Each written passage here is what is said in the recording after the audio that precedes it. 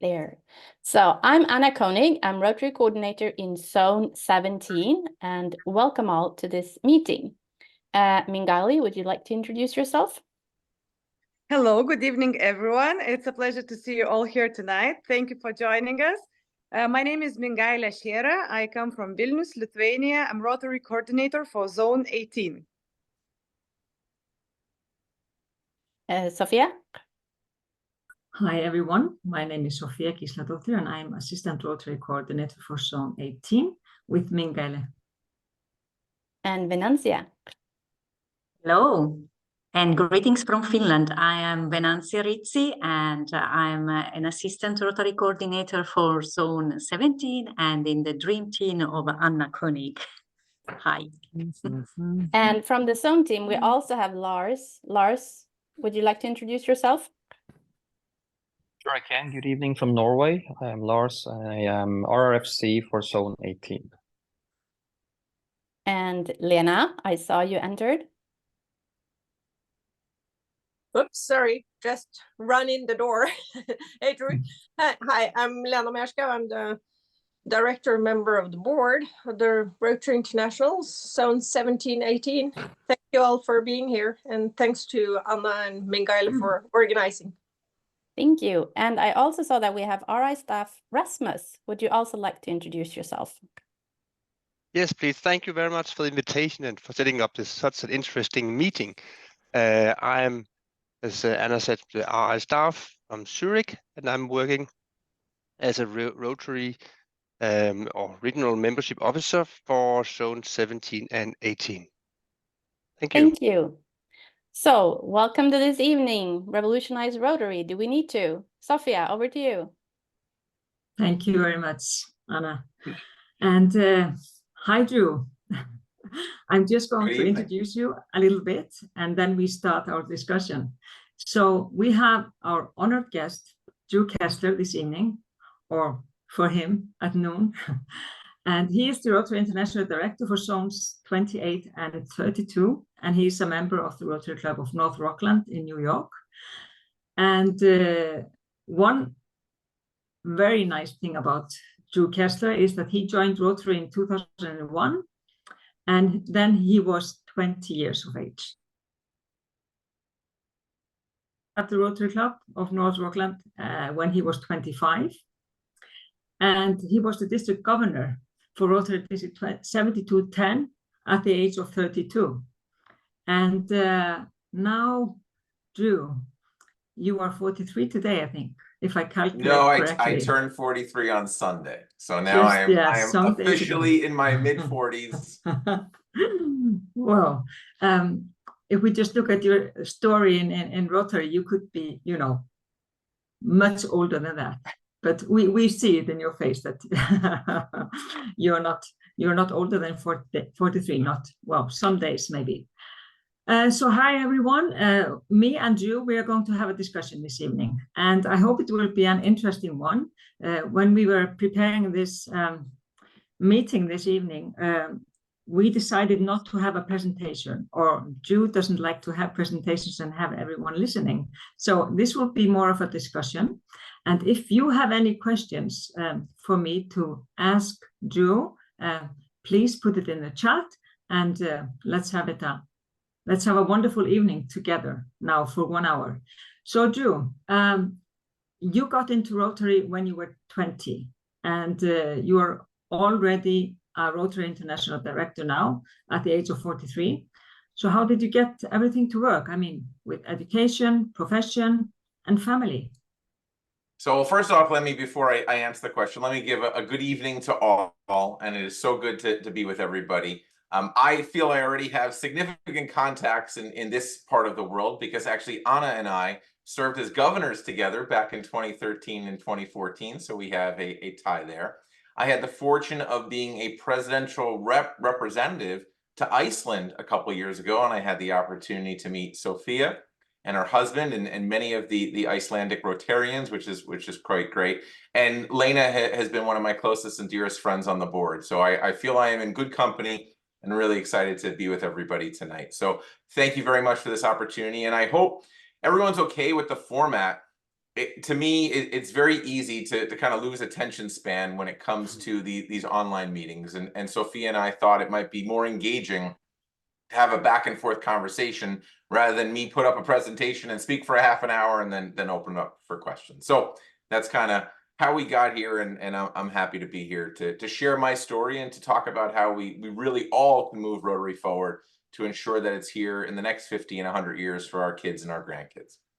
So Sophia, you asked how I got in, right? And how at such a young age, I was able to make it all work or be part of Rotary. So first, let me start with my origin story, because I really got lucky. I was in the right place at the right time. I was 20 years old. I actually bought my first property, and it just so happened that my next door neighbor, when I moved into this property, was the incoming president of his local Rotary Club. And his name is Ron. Ron and I became friends very quickly. And within a couple weeks, he asked if I would go to a Rotary meeting. Now, up until this point of my life, I had no tie whatsoever to Rotary, outside of maybe seeing a sign on the side of the road, not knowing what it was. It was not in my high school. I was not a youth exchange student. Rotaract was nowhere to be found. So this was my real first opportunity to even hear the word Rotary, let alone to understand what it was. So at that point, I asked Ron what I thought was the appropriate question. And I said, Ron, what is Rotary? And the answer he gave me, I thought was tremendous. And I think fast forward 22 and a half years, which is how long I've been in this organization, I still think it holds true today. And he said to me, he said, Drew, don't worry about what it is. You show up this Thursday, and I'm going to introduce you to all the movers and shakers of our community. Now, I mean, I was just literally 20 years old, just starting my professional career. What better of an opportunity from a networking perspective could I possibly be presented with than to go to this meeting he's telling me that all these amazing people will be at? So that Thursday, I went to my first Rotary meeting, and I walked through the Rotary door, as we all did at some point or another. And Ron was right. He held up his end of the bargain, because I had the who's who of my local community. Right in front of me, I had a Supreme Court judge. I had a vice president of the local bank, the mayor of the town. You name it, they were there. But it's what happened to me when I walked through that door that, for me, forever has changed my life, because I was introduced to Rotary where I felt I was walking in as a kid, a 20-year-old kid who had no business whatsoever sitting across these really amazing individuals. But I was introduced to Gary and Bud and Bill and Emily, and they saw me as a potential member. And I thought that was just so amazing that at this point in my life, I could be with these individuals who could help me in my business, who could help me personally, offer all these great things. So I got in at 20 by just sheer luck, and I came in from a networking perspective. Fast forward all these years, I don't stay for a networking perspective. Now it's fellowship and what we do and what we give back in our community, both locally and abroad. But it's this organization that provides this. And I think really Rotary separates itself from every other organization, because that's the tenor of Rotary. It doesn't matter what your last name is, how much money you have, your religion, none of that matters. You check everything at the door. When you walk into a Rotary meeting, you are either a Rotarian or a potential Rotarian. And I think that is just so amazing. So, Sophia, that's a lot of words to tell you how I got into this organization, but that is how it all started now 22 and a half years ago. Well, thank you, Drew. I wonder, where 20 years of age, who was next in line in age? Oh, and so Ron actually was a young attorney. He was 35 at the time. And Ron realized he needed to do something because he had a vibrant club. I mean, at the time, there was about 50 members. It was diverse. It was about half women, half men. Great. But from an age perspective, it wasn't very diverse. I mean, the average age of the Rotarian of this club was probably in the early 60s, which they were doing amazing things. But Ron, now think about how revolutionary this was 22 years ago. He said, if we don't find a way to bring down the average age of this club, this amazing club won't be there in 10 or 20 years. And he did just that. I mean, that was the mission he was on. He served president for 2 years. And by the time he was done as president, we had 12 new members. And I'd say the majority of the members were probably 50 and under, me being the youngest. But it was tremendous to see what he was doing 2 decades ago. So we can say that the question tonight, Revolutionize Rotary is 20 years old. That could be one of the many, many, many answers that we will hopefully come up with. Okay, so let's talk about your family and because sometimes people say, no, I don't have time. I have family issues or I have professional issues. I don't have time. So what about your time? Do you have more hours in the, do you have more than 24 hours? So I first think we need to qualify what my family looks like for those who might not know. I am blessed with 5 children from ages 8 to 22. I am fortunate to have an amazing, amazing partner that is extremely supportive of Rotary, is a Rotarian. So, I mean, when we talk family, I have a pretty significant family. I work full time. I'm working right now. I've been working since call it the age of 20 throughout my entire Rotary career with pretty significant positions in the financial industry of banking. And for me, the way I've accomplished this by being able to be very active in Rotary, still maintain a full-time job and keep food on my table, and be there, because I think it's very important for me to be part of and very involved in my children's lives, is by bringing it all together. And that might sound a little kind of crazy or how I was able to do that. But for me, I always tried to find a way when it was appropriate, because it's not always appropriate, but when it was appropriate to bring my kids to Rotary meetings and Rotary events. And to have my partner with me every opportunity I could, because every event should be at least partner friendly. And by doing that, I wasn't choosing between going home for dinner or going to a Rotary meeting. Because if you ask me to choose, I'm going to choose to go home and be with my family and have dinner or supper with them. But if I have a way to bring them along, now I'm not choosing. And I think we unfortunately make our members choose way too often.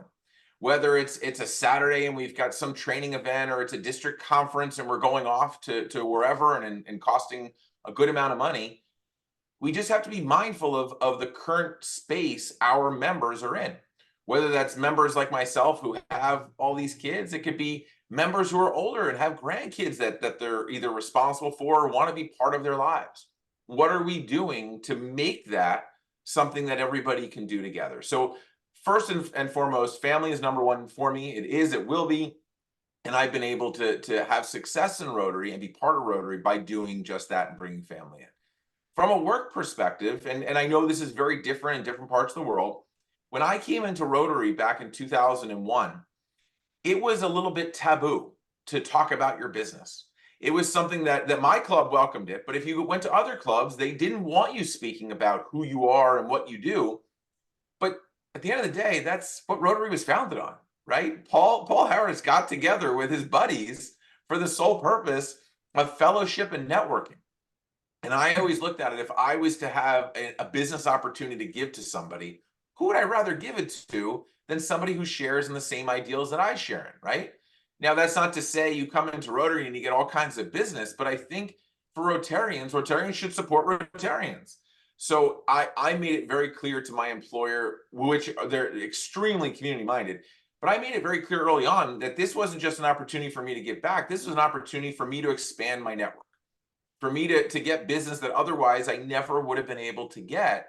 And therefore, I was able to carve out the hours that it takes to be a Rotarian without having to justify or juggle that I'm doing Rotary right now. I am not focusing on work, if you will, in the traditional sense of what we classify as work. So again, I'm giving you a lot of response to short answers, but I think it's important to just set the perspective of the way I've been able to find to make this work is literally bringing it all together. And that middle point where my work's in and my family's in and Rotary's in is how I've been able to succeed with this. Yeah. So now, as Rotary is, that's why we are asking this question, revolutionize Rotary. We would so much like to attract more young professionals. So do you have an answer to this question? I mean, how do we make Rotary attractive to active young professionals? And surprisingly, I do have an answer to this, because it really comes down to, and let me be clear, while we all want to attract young professionals, at the end of the day, we want to attract anybody who has a mind for service, right? And who shares the ideals that we share. So whether you're 25 or you're 65, we want you. Having said that, it all comes down to value proposition. If we show value to any demographic, then they want to be with us. If we're not showing value, well, then there are choices in life, right? They're going to choose to do something else. The world we live in today is very different than the world 20, 30, 50 years ago, where we are from a technology standpoint, right? Where we are from an access standpoint. We're different. So we really need to show that we offer such value that people are going to want to choose to be with us. So we I mentioned I brought my kids, to Rotary events. Well, we want to talk about, taking choice away from people. When you engage somebody's entire family, it's now not just the Rotarian that feels like they have to go to the meeting. You might have their kids, their partners saying, hey, when are we going to Rotary again? Because I have friends at Rotary, right? I've done many events where we invited kids and grandkids. And the responses that we get back from those were the amazing times that those kids and grandkids had. And they asked their parents or their grandparents and say, when do I get to go to Rotary again? Well, by doing that, there's your value proposition, right? Those Rotarians are now not making a choice. Those Rotarians are looking to go because now they're bringing it forward to the next generation, if you will. So I think we all need to look inward, and every club has a different culture.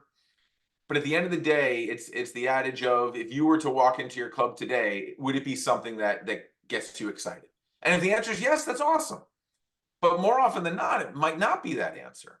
And what can we do to make our clubs vibrant and really enhance the experience? Because then we always think economics are a big thing, and we could talk about economics, but people aren't choosing to not be with us really at the end of the day because of economics. They're choosing because they might have better use of their resources, whether it be time or money. Mm-hmm. Yeah. Thank you for this. It's you're famous of your family within Rotary, and famous about, we see you all the time with your kids and with your wife and everyone dressed in Rotary, clothes, and it's so wonderful. Of course, some people might think that's different, but then we can also just talk about, diversity, equity, and inclusion. I mean, it's so much that we can talk about when we are thinking of day or diversity, equity, and inclusion, like, educational diversity, blended clubs, and us as bridge builders. Is that something that you would like to talk about? Sure. So, I mean, and I just want to clearly state, and this is my opinion, right? This is not the opinion of the board. This is mine. For me, the perfect Rotary club is a little bit of everything. I personally don't want to be in a club of all me. And whether that was me at 25 or me now at 43, I don't want that. I want people in their 20s, 30s, 40s till their 80s, 90s, because that's what I think makes this organization special. Having said that, we as an organization have to make sure we are relevant to all demographics. We're providing opportunities for every demographic, regardless of age or gender or what have you. And if we just simply try to emulate and have our clubs basically represent the communities in which they serve, we solve for all of this. I mean, if you really think about it, for nothing other than our classification system from many, many years ago, we were at the forefront of the concept of diversity, right? Because that was what we were looking for when we started Rotary, was we wanted something from every vocation. And while maybe the tenor of it being all male, which is definitely no good, but nothing other than our minds were of, we want everything involved. So now we're at a place in both history as well as our organization that we need to be specific. We need to look to our communities and say, what is not represented in our club? Now, is it age? Is it, as you mentioned, educational diversity? That's a great one that we just often don't think about. How many of our members have degrees? How many of them don't? I'm willing to probably take a guess that many of our members are of the higher educated folks in your community. Is it possible that we bring in folks that just for, you know, or more vocational, that they're into, you know, the technology fields. So, I mean, there are many ways we can do this, but I think we just need to be specific and start with our own, right? What is not there? And I'm not in any way advocating to say if you're missing something specific, you try to go and physically find that person or ethnicity. That's not how we do things. But as a whole, how can we be more open that our community feels comfortable to be part of us? Thank you. Thank you. That's good. Yeah. Okay. So what about Rotary in 50 years? Will there be a Rotary in 50 years? Or well, do we need to I'd like to think if I have anything to do with it and this group on the call has anything to do with it, there will be Rotary in 50 years. Look, I think we all in life want to leave a legacy, right? I mean, it's all about how we can leave this place better than we found it. And right now, to me, Rotary is a shining light in our collective community. Whether that's in your neck of the woods or in my neck of the woods, Rotary is what brings us together. It would be, to me, the biggest shame if something we're all so passionate about and it gives so much to our world would be gone in 50 years. And we have to be very strategic in how we're going to be around in 50 years. Because if you were to go back 50 years ago, you couldn't even imagine what the world would look like today. And I feel very confident in saying we physically can't imagine what the world is going to look like 50 years from now. But the core of humanity, right, is within this organization. Because I truly believe the majority of people want to do good onto others. And Rotary is an organization that enables that, right? Rotary is an organization that allows every passion to come forward and us to be able to serve whatever we're most passionate about. So I think it's something that we're going to see. And look, we have sales cycles, right? Where you are and where North America is as it relates to the sales cycle of membership is different than where, let's say, developing areas like Africa and India are, where membership isn't even thought of as a problem, right? Because people are pounding down the Rotary doors to become part of us. So what can we learn from them? What can they learn from us? Because if we can solve some of these things now, they're going to get there. Whether it's 20 years, 30 years, they'll be in a very similar position that we collectively are in. So what can we learn from what they're doing? What can they learn from what we're doing? But again, it all circles back to what are we providing, right? What are we sharing with the public that the public wants to be part of us? We have the funding. I mean, we have a tremendous amount of, the engine that makes us, our foundation is second to none. And we've got that in a good place, and that will continue to grow. How do we have the hands to go and serve? And that's where we really need to focus and continue to focus on. Yeah, that's really great. So folks, now we have been, talking, me and Drew for some time. Are there any questions from the audience that you would like to come up with? Drew is a very interesting person within Rotary, and you can ask him nearly anything that you want. Yeah. So and Sophia, to that point, I pride myself on being as transparent as I can be, right? I mean, I really want others to see and realize what's possible, right? And to understand, and sometimes the answers I give might not be the answer you're expecting, or maybe what I should be saying. But I think it's really important, if we're all going to move this organization forward, that we have to be real, and we have to share where we have opportunities to grow, and some of our strengths and some of our weaknesses. Mm-hmm. And I hope that we will not expect any answers, because if we are going to go forward, that is unexpected. I mean, it's something that is unforeseen, and so we cannot expect anything, and not any right answers, or not any wrong answers even.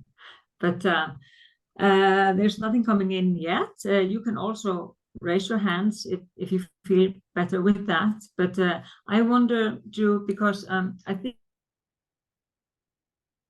just like the the lifeline of companies.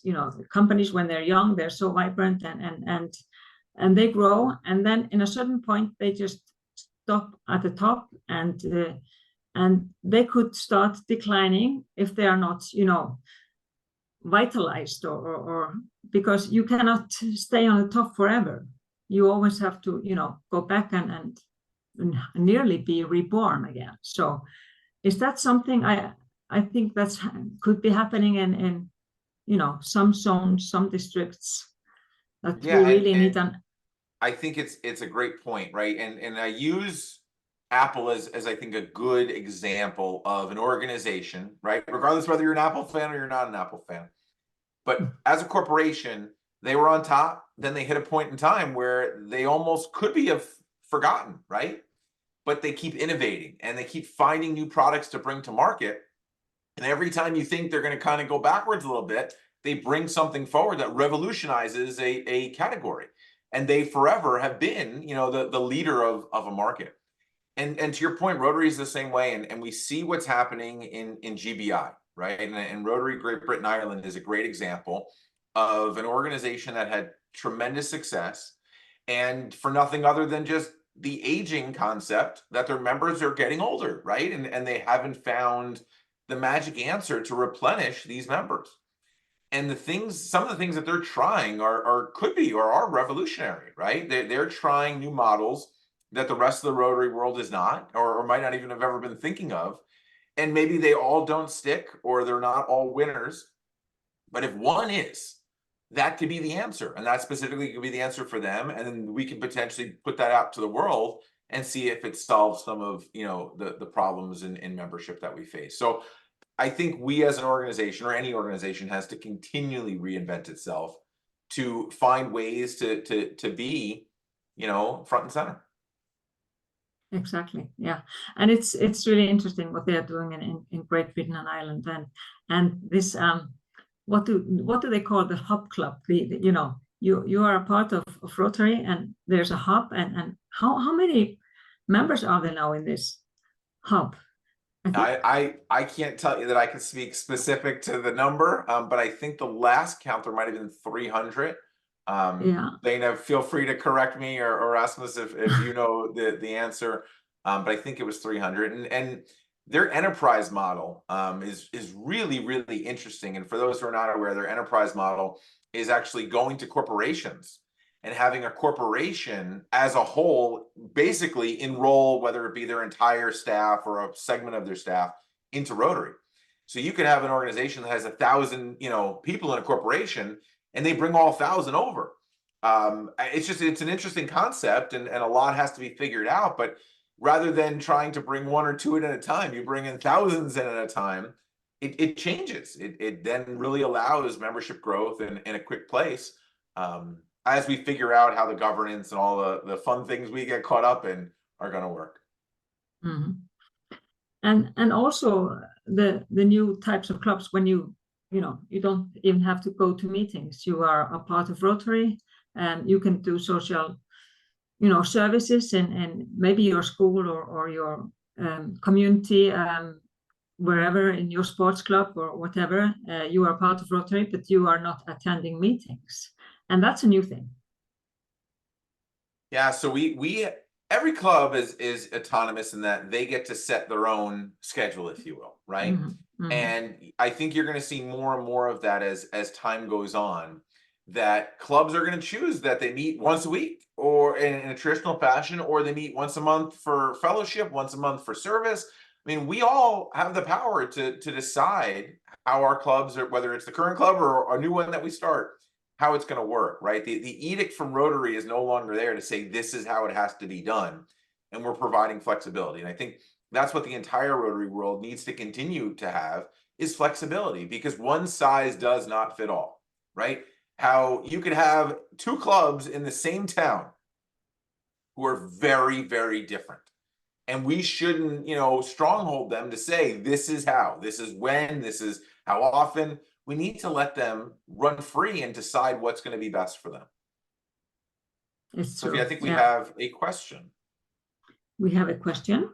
Okay. So can you help me, Mingele and Venancia has her hand up. Okay. Venancia, please. Yes, actually, it's not a question, it's a comment. Thank you, Drew, for your testimony. And I share very much what you told. I was just a few years older when I joined the Rotary, and I was in the same situation with actually even small children and so on. So I think a family is...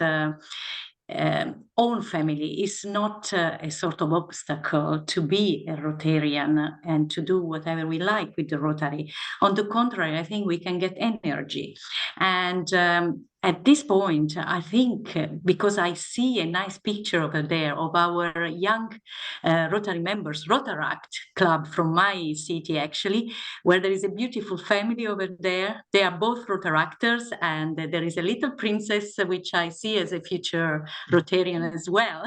And I would like also Tusha to comment. How do you see this? Now you have a little baby, you have your profession, and so family work and Rotary, and you are the president of the club, so it's even many years now. So how can you give us a testimony for all of us, some words? First of all, thank you for introducing us, and thank you for the presentations. It was very beneficial, and there are a lot of information in the discussion. And especially at this situation, it's different than the previous years actually, but I think it's all about priorities and how we are managing, in my point of view, because still I work from home sometimes and going to office, and sometimes attending some research visit outside, but still managing family. Plus the good thing was because of having child, we did not cancel any meeting actually.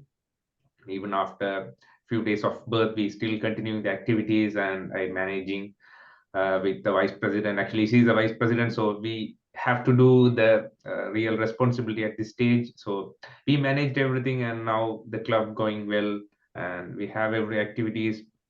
Last week, governor visit also done in our club. So in my opinion, it's all about how we are managing, and rather than telling excuses, we can find a solution actually. Yeah, this is a good thing. No excuses. That's right. We'll have the shirts made up. That's terrific. So happy to hear that you're both involved in the organization, and that you're managing with what you're doing, and you're finding a way to make it work. That's absolutely terrific. Okay, so here's a question from Anna. Globally, 20% of the members are 50 and below in Rotary. What can we do to change that? Most of the members in our zones, 17 and 80, are 60 and above. Where can we find all these Jews and yeah, so this is where, so I mentioned before about looking into your community, right? I mean, we could be specific. So I can't profess that I understand in each of these countries how the workforce works, or how different organizations work. But I could just share, even in North America, we have other organizations, whether it be a chamber of commerce, right? Where there's now many organizations, whether it's, we call it 40 under 40. And these are subsets of different networking organizations or vocational organizations that we could partner with, right? I think there's such tremendous opportunity in partnerships that we can be the service arm to all these other things. And even if that's just a way for us to get our foot in the door, that's how we can be very specific, that if we know whether, even if it's a religious-based organization that have their, all the 30 and unders get together to do whatever they're doing, why can't we do a project together with them? And just by simply having that format and people realizing how welcoming we are, and that's a key, we have to be welcoming. But if we are welcoming, they're going to want to be with us. They're going to want to join us. They're going to want to attend our meetings. And we have to ask, right? I mean, we can go around this room and see everybody on the call if they went and found Rotary or somebody asked them. I probably would take a guess that many were asked. I was asked. And if I wasn't asked, I'd never be part of this. So I think by doing this and being specific and finding what we want and inviting those folks in and doing things with them, then I think we can work on having a solution to that concern of how to find the under 50s or whatever the age group that you're looking for. Yes, and maybe also because sometimes you decide in beforehand that this person is too young, too busy, has such a big family, so many projects that he can't be in Rotary because he's too busy. So you don't even ask. So instead of deciding that this person cannot come to Rotary because he or she is too busy, ask, and maybe this is the right person. Never assume, right? I mean, it's very Exactly. easy to make an assumption or make a decision for somebody else, whether that's to be in Rotary or even positions in Rotary. I can't tell you how many times I've been in a meeting and someone says, oh, this person can't be club president, this person can't be an assistant governor, this person can't be whatever because. And we are making an assumption for those people. Let them make the decision, right? Like, I'd rather you ask me and say, can you do this, than a group deciding it for me that I never have an opportunity to be part of that conversation. So, and that's on all of us, right? We're all leaders in this organization. You know, it's something we have to always be mindful of as we figure out who the current and future leaders will be. Exactly. That's so true. I have a follow-up question. Yes, please. Some of you know that I was 31 when I joined Rotary, and before that I was in Rotaract for 10 years. And I also brought my son everywhere to the International Assembly, including. But when we all meet a lot of Rotarians. Everyone in this meeting meets a lot of Rotarians. And when we address the issue of younger professionals and anyone under 60, a lot of the times we hear that what Sophia said, no, they don't want to join. They don't have time. So when you go to the meeting and you have 30 Rotarians or 50 Rotarians and they all tell you, no, they don't want to join. We don't want to work with that. What would you tell them? So the first thing is making sure, and I think this is to the point in which you're bringing forward, that the existing Rotarians want what we think they want, right? Because we collectively have these districts and have these zones, and we know what we want. We want this to grow. We want to provide this opportunity to more people. But when you get to the actual club level, many clubs are very happy with their situation.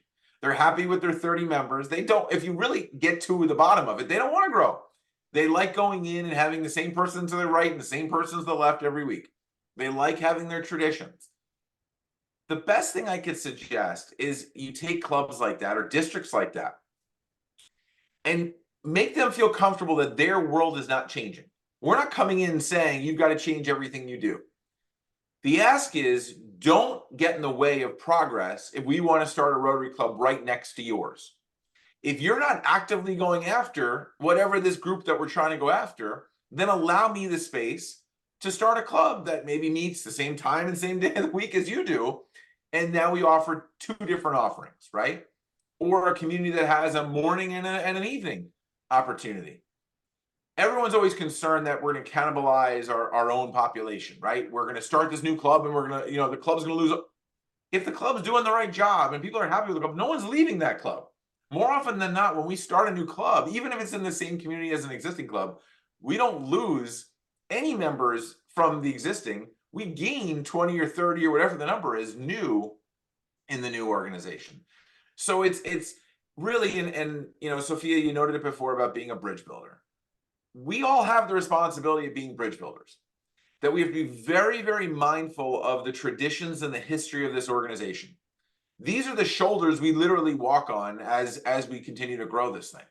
I am not in any way looking to change what has been done in the past if it's currently working in an existing situation.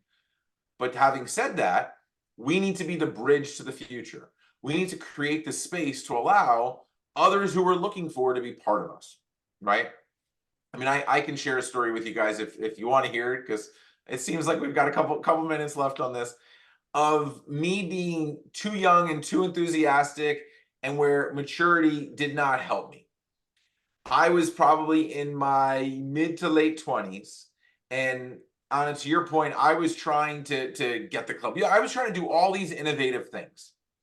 And I was a leader of my club right at that point. I think I was already a past president of the club, and it was a very dynamic club. I mean, even at the time, 50 members, everybody was involved. Every year they had an annual spaghetti dinner. Does everyone understand that reference? Pancake breakfast, spaghetti dinner. I mean, I'm assuming you guys do those are the things in places you're in. And that spaghetti dinner would make the club $2,000 US. The amount of work that would go in to make that $2,000, I just couldn't fathom. I kept looking at this opportunity and I said, you're wasting all your time. Like, to make $2,000, and I'm not trivializing $2,000. I said, but if we were to put the same time into something else, we could make $10,000. We could make $20,000. So I showed them another event that took a collective hour of our time, and we made $7,000. And here it was, I saw myself as solving for a problem, but the best part is the only one who had the problem was me, because I saw this as an economic situation. I saw this as we're trying to fundraise, and $2,000 wasn't sufficient for all that went in. What I couldn't see at the time, and it took me many years to look back on this and realize, was the economics were secondary. Like, this economics weren't even the thing. What was important was that we were serving 250 families in the community that otherwise would have to go in and either not have a meal or have, spend a lot more money that night. What I didn't realize was all the fellowship that happened in the kitchen, making the meatballs, and all the things that the club members did with each other was the number one thing for that event. The awareness of who we are in our community, all these things that just my mind wasn't there. My mind was only on the economics.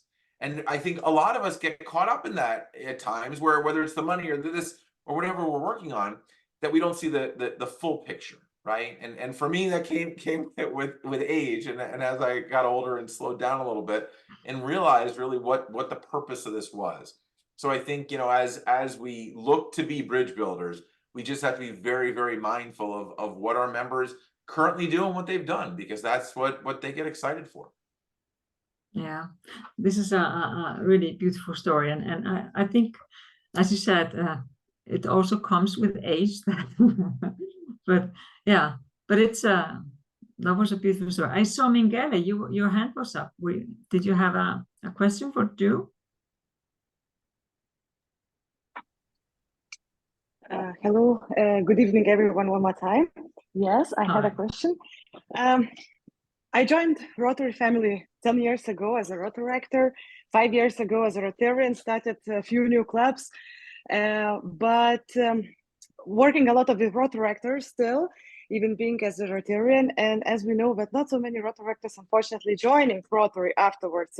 And I'm really proud to say that Lithuania is one of the districts, one of the leading districts in the world, I guess, in terms of a ratio around, at least previous statistics 2 years ago, it was around 40% of Rotary actors joining Rotary. And I would just like to know your opinion, because both sides have a lot of reasons, but what is your opinion? What are the reasons, and what do you think it should be done differently than it's done so far? Because Rotary is really changing, doing a lot of things, but probably something new is needed. So what is your opinion about the situation? No, I listen, first, I thank you for asking the question, and I thank you for all that you're doing in the effort of trying to find a way to integrate Rotaract and Rotary and have a seamless transition. Because we as an organization, again, this is a me opinion, I'm not speaking for anybody but me, we do a really, really poor job as an organization when it comes to transitions. We have incredible programming, right? We have tremendous programming for our youth with Interact. We have incredible programming for Rotaract, right? For you, all these other services we offer, Youth Exchange, but we don't ever pass the baton. We don't handhold somebody from Interact and make sure they get into Rotaract. We don't find opportunities always with Rotaractors to invite them in, realize they can be dual members, then ultimately, if they decide, become Rotarians. So that's on all of us.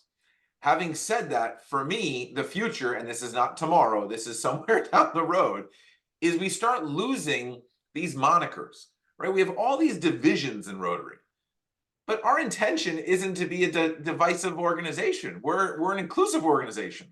Why aren't we all Rotarians, right? We get caught up in these names. But whether you're 80 or you're 14, if you have a mind for service, why can't we all be one thing? And there's a lot that goes into that answer that has to be figured out.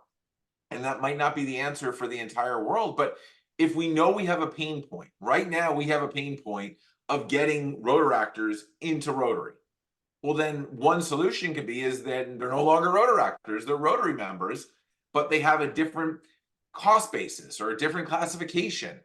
And then there's none of this where we have to transition them because they've already transitioned. So a lot to come as it relates to this. I think it's really amazing first steps that Rotaract is now a member classification in this organization.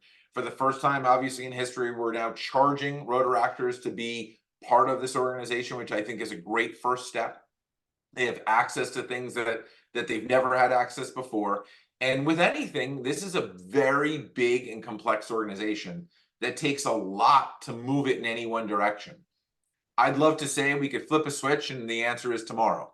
If we flip a switch today, we don't see that for 3 years, 5 years, right? So I see we have a background right now of the action plan. I mean, the action plan is a perfect example of that. Our action plan was created in 2018. Just now, most clubs don't even realize that we have this action plan, right? That's the Rotary world. It takes a really long time, which is unfortunate. It doesn't allow us to be nimble, but it takes a long time for anything to truly, unfortunately, happen. And I think this is what's going to wind up happening with Rotaract and these other different things that we do. That it's just going to take time, and it's going to be, you know, the best examples that bubble up, and we all do. Yeah, this was a very good answer, Joe. And yes, talking about the action plan, I think it's a great thing that Stephanie is going to, you know, put it on the agenda. That yes, maybe finally, and it's time to do that. It's so much that it offers to us, and yes, to look into the future. I was wondering, Lena, are you here with us? Hi. I was just, you know, because you are so revolutionary Oops. yourself. And I wondered, because Drew told in the beginning that you were good friends on the board of directors. Well, I think we're good friends. I can't speak for Lena. But what I'm curious about is, are you the two most revolutionary on the board? Or how is it? How is life on the board?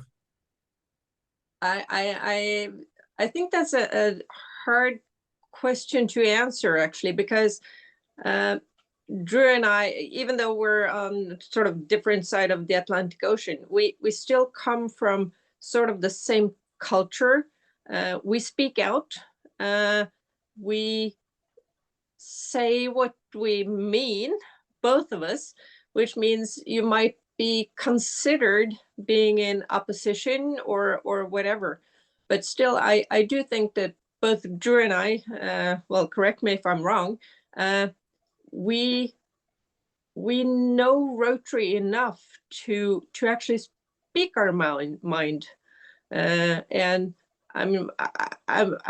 well, I shouldn't say this, but there are people on the board where you kind of wonder once in a while, why are those people even on the board? But that's again, that's the fun and cool thing about Rotary, because we are all different. So in many cultures, you don't come into positions, or you don't take on roles unless you've paid a lot of money to the foundation, or you've done everything you should, or you've reached the age of 80 years old, because then you sort of deserve having this role. But I'm not sure if I'm revolutionary, but I'm, well, you all of you who are on this call, I think I've met most of you. You know, that in my opinion, maybe the most important thing we can do in Rotary, especially those of us who have roles, even, I mean, a club president or a district governor. We have several governors on the call. We have past governors on the call. The most important thing we actually do is to identify and nurture new leaders.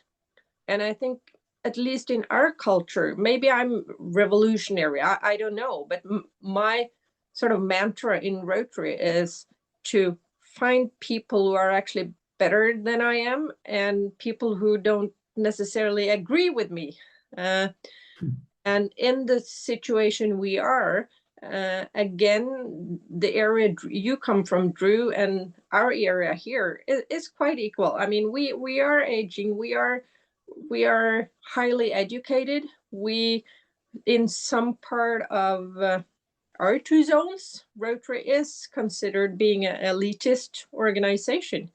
But then all of our clubs are local. If we don't do Rotary works in our local Rotary clubs, it doesn't matter, because then we'll die. So the most important thing is when we talk about the action plan, well, everything coming from top down is, to be honest, it's boring. We are autonomous, autonomous clubs. Most of our clubs, their members, they don't attend anything outside their own club. That's their Rotary life, meaning we need to go to them. And I'm not going to have any angel wings, but of course, I usually say, well, try out new things. If they don't work, well, stop doing them and don't tell anyone. But if they work, well, let's go on, try something else. And I do feel, I must admit, I do feel proud. I mean, Mingaila, I think I've found Mingaila back in Vilnius when you were a Rotaractor. We have a Rotaractor in our zone team as an RPIC, meaning that can be hard, because when you meet when you meet with the clubs and the districts, and especially as a district governor, if you try new things, you're not necessarily going to be popular, because the district is kind of, we've done it this way for many years and it works. And that's why I say, especially with the Swedish district now, reorganizing from being 10 districts into 6 districts. Wow, we have the most wonderful opportunity to actually do something completely new right now. Start out from the beginning. Start out doing something else, because you won't have any history. And we all know it's not that easy. So yeah, maybe not answering your question, but it's kind of cool. I mean, I've been listening to Drew, and it's kind of, okay, you say the exact same thing that I do maybe in a slightly different way, but it's so good to have other people saying sort of the same things, because all others on the call, no, it's not only me saying this. It's we are more people. And as you say, it's not the board.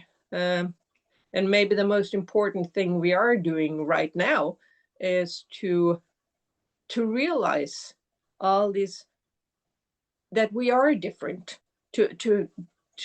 We call it the regional adaptability, that we are allowed to do things in different ways, but we'll never ever compromise on our values and our background. That's gonna be with us. If we ever compromise on that, I'm sure Rotary will die. But it doesn't matter what you look like, how much money you make, how much effort you do, and all the things we do in Rotary, they matter. If you have your passion in doing a project in India, well, that's good. That's very good. But it doesn't. But other people might have a passion to just make the club meeting a nice place to come to, and that's as important as those who are doing all these other things. So I think, to me, that's maybe the diversity. We have room for all passions. We have room for all people. But again, we are doing a little bit too much in Rotary in total. That's our challenge in one way, because it's hard to say what's Rotary. But it's, on the other side, it's our opportunity, because if you have a passion, well, you bet there are people in Rotary doing or liking the same as you are. If you are into hard rock or metal band thing, well, we have a fellowship for that, for God's sakes. If you collect stamps with butterflies, oh my God, we have 100 Rotarians doing the same thing. But those people need to meet. And that means we need to engage our members so they actually go outside their own club. And now I saw Klaus has his hand up. At least he moved, the picture moved on my screen. Okay, yes. So hi, Klaus. Do you have a question or a comment? Yes, actually, most a comment perhaps. But thank you, Drew. It was very interesting to get your experiences. And when you talk, the topic of today was the revolution in Rotary or something like that. And I think it's not right to try to make a revolution within the existing clubs. And I think it's impossible to do it. We have to move a little bit more like evolution within the existing clubs. But to make revolution, we have to start new clubs.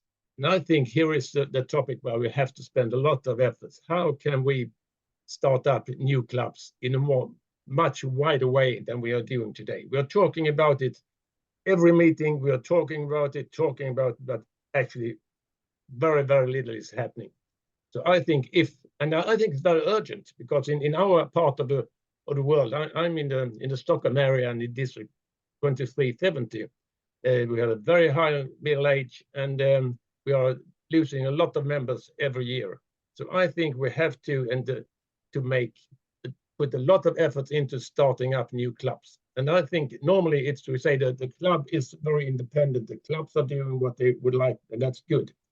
And here I think the district has a very, very important task. It should be a very, very task for the district to have a plan to start in new clubs. Thank you. Thank you, Klaus. Well, maybe Drew, because now we have 3 minutes left, and maybe you would like to comment on what Klaus was wondering about, how to start up all these new clubs, not only talk about it, but just do it. I just started one now in November, so it was nice. My second club that I started. So it's just, a question of that. But maybe at the same time, because we're talking about revolution or evolution, we have to be mindful of our story. So I would like you to, have the final comments about these things before we leave. Well, I thank you for that. And again, I just thank you and the group for the opportunity to share tonight, and for nothing other, all that's being done in your collective world in the name of Rotary. I applaud you all for these efforts, because we all need to be doing it to ensure that Rotary is here for many, many years to come. Having said the concept of evolutionary, revolutionary, Klaus, I completely agree with you. I do believe the answer is in starting new clubs. Having said that, I think we need to have our existing clubs be mindful that there are opportunities to grow if we're looking to have the true membership change that we want to have. And as I noted before, it's providing space in the communities we're already in to have new clubs start, right? That we shouldn't have our existing clubs fear that we're going to hurt them, right? Or we're going to change what they're doing. So I think existing clubs, and we've seen it before, have opportunities to increase membership. We've seen clubs double and triple in short periods of time.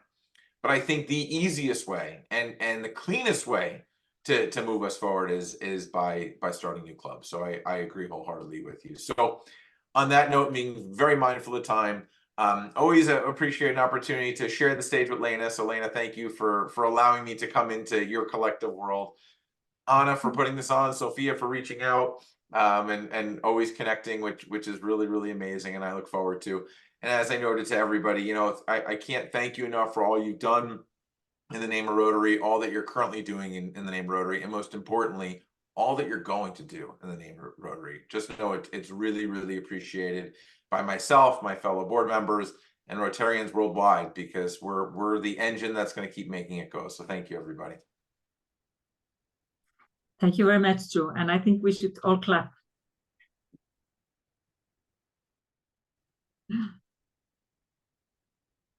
Thank you. So, Anna. Thank you, everyone. Thank you, Drew. Thank you, Lena. We will continue the discussions in our zones, but we got some great input. And we'll continue working on this. And as Klaus said, evolution and revolution, but it's high time to do something. But that's why we had the question mark as well. after. So thank you everyone for your participation today, and the recording will be posted on the Facebook page, so you can find it and share it with others who might want to watch it as well. So thank you very much for tonight.